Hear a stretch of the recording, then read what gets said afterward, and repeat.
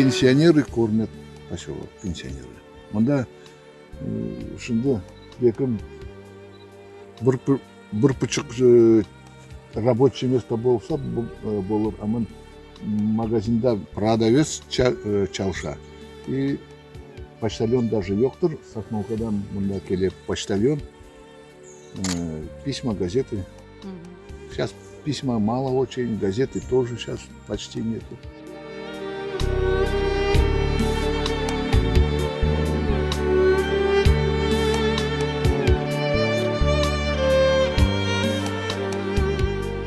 Вот так улицы, дома все были, все татары были. Потом немцы этих цыганов тоже уничтожали, да, они татарами сказали, так их тоже сюда привезли. Потом куда-то делись, я не знаю. Уехали, видимо.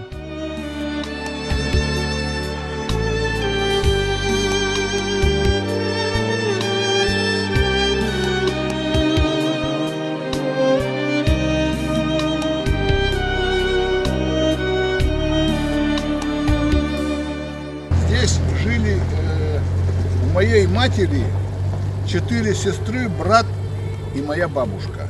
Первое время жили очень тяжело, поэтому из шерсти что-то с собой привезли, а нет, потом покупали здесь у местных людей шерсть.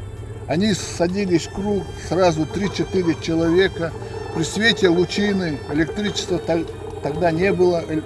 Значит, при свете лучины они за ночь вязали большую шерстяную шаль, чтобы на следующий день обменять ее у местных людей на ведро картошки.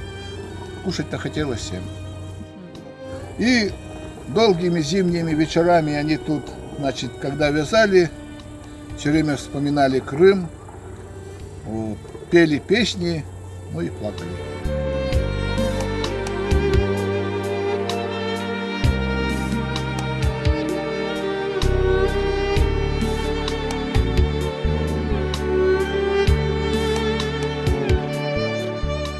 Везли на машинах, которые помните.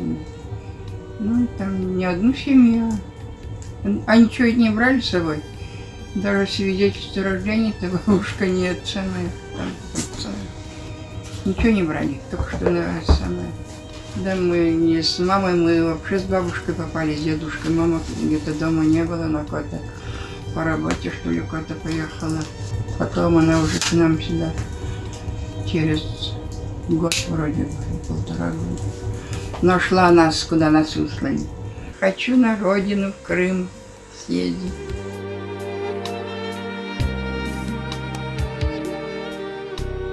Это 12-й километр автодороги Коса-Юксеева. Раньше здесь стояли бараки, здесь люди работали. Так его и называли 12-й километр.